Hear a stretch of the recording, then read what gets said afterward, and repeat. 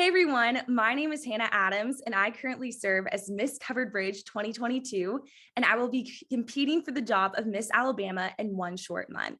In honor of the incredible 100-year legacy that the Miss Alabama organization holds, I'm going to be interviewing a handful of former local title holders who competed for Miss Alabama in a video series called Always and Forever. Our first guest today is Ashley Stidham Seligson, who is a wife, mother, chief operating officer of the Seligson household, chauffeur, cheerleader, boo-boo nurse, maid, chef, and volunteer extraordinaire, whose favorite food is ice cream and has even earned the title of the infamous Ice Cream Bandit. Ashley is the executive director of Little Hands Serving Hearts. Little Hands Serving Hearts provides volunteer opportunities for families and children of all ages and has provided over 100 opportunities for children to give back to their communities. I'm so excited to have Ashley on today. She's one of my greatest role models and friends, and she has so much to share. Well, thanks for having me, Hannah. It's truly an honor. Oh, thank you so much. Can you share a bit about who you are, where you're from, and what got you involved in the Miss America organization? Sure, absolutely. So, again, I'm Ashley Stidham Seligson. I live in Birmingham, and how I got involved in the Miss Alabama organization was my senior year of high school. We had a very close family friend, Miss Karen Cobble, who was a traveling companion for Miss Alabama, and she really encouraged me to get involved into the program for scholarship money. And so my senior, I'd never done a pageant before. I did not grow up doing pageants. So my mom and I decided that we would go to Miss Alabama to watch to see if this was even something that I wanted to do or had any interest in. And we went, first we were just going to go the first night of preliminaries and see how it went. And we ended up going every single night to preliminaries. And then we were so invested, we had to see who won. So of course we went to finals, and Julie Smith won. And it was such a neat experience for me to see it on stage, and then started competing initially for scholarship money. But I've gained so many other skills that I've truly used to this day, just by competing in the program. That's incredible. So what local titles did you hold during your years of competing? Sure. I was Miss Walker County, Miss Camilla, and Miss Glencoe area. That is so cool. So what were some of your favorite memories from competing for Miss Alabama? You competed for 3 years. So what's something that you look back on during that competition week? Yeah, I mean, gosh, there's so many amazing memories of living in the dorm and competing with your friends and meeting these girls that you have such a camaraderie. But honestly, one of my favorite memories is because I was competing for scholarship money. So we did everything like really inexpensive and on the fly. And so my mom and I made all of my clothes, my entire wardrobe for Miss Alabama. I mean, interview outfits, arrival outfits, my evening gowns, my talent outfit, even a swimsuit. So it was really amazing that she shared her talents with me.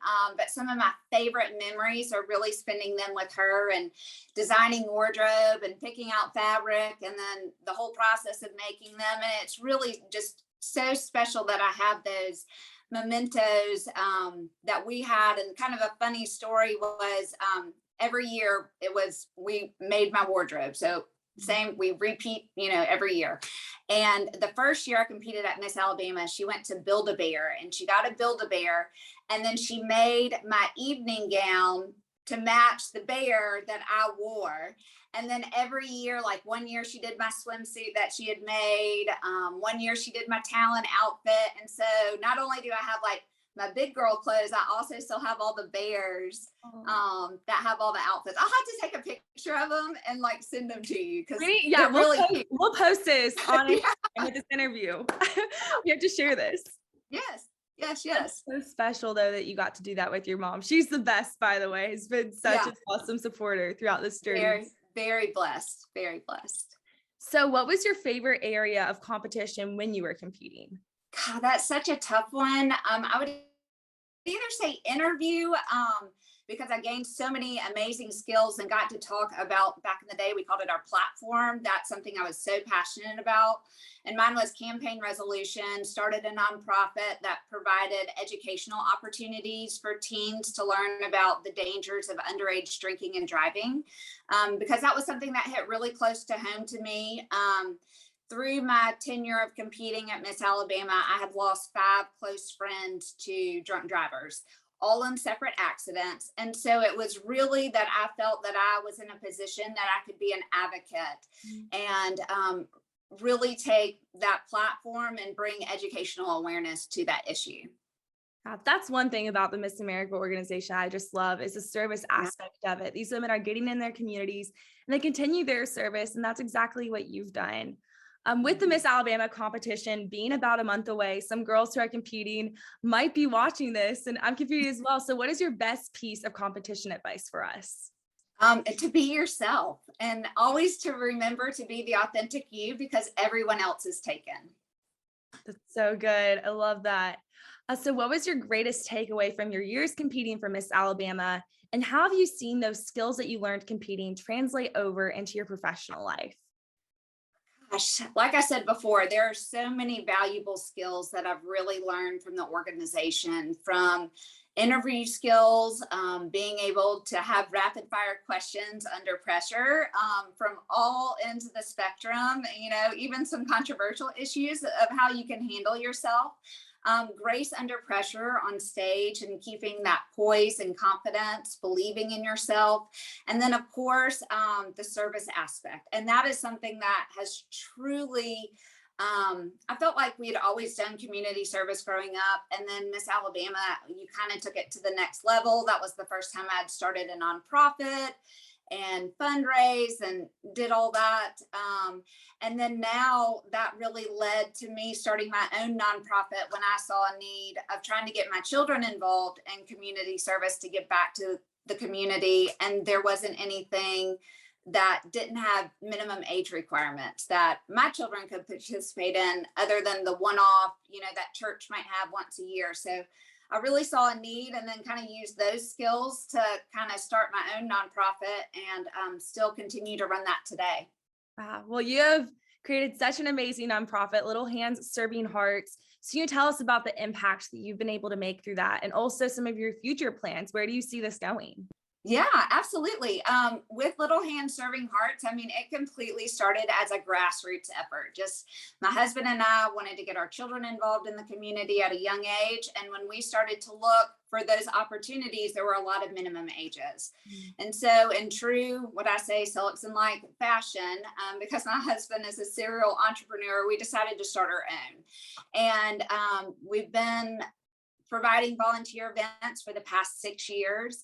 We've done over 100 events in the communities, from providing food assistance to local inner city schools, tutoring programs, feeding the homeless, helping with the Mercedes Marathon, even during COVID, finding ways to give back, feed our essential workers, painting kindness rocks, finding still ways that we could do and give back to the community for people of all ages. So through our efforts, we were named one of the Point of Light top 30 families in the country, which was really crazy. And that was, right before COVID that had happened. And so that was such a meaningful, still to this day, of just once you start to get recognition, then I feel like you start to really, the ball starts to get moving, and then it's snowballed, and there's so many thousands upon thousands of people who have given back, and how many of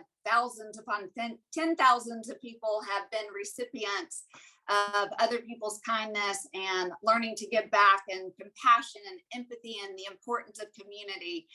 It's been really great to see that come full circle. That is absolutely incredible that you built up from the ground up and that your kids have been able to be a part of that too. Yeah.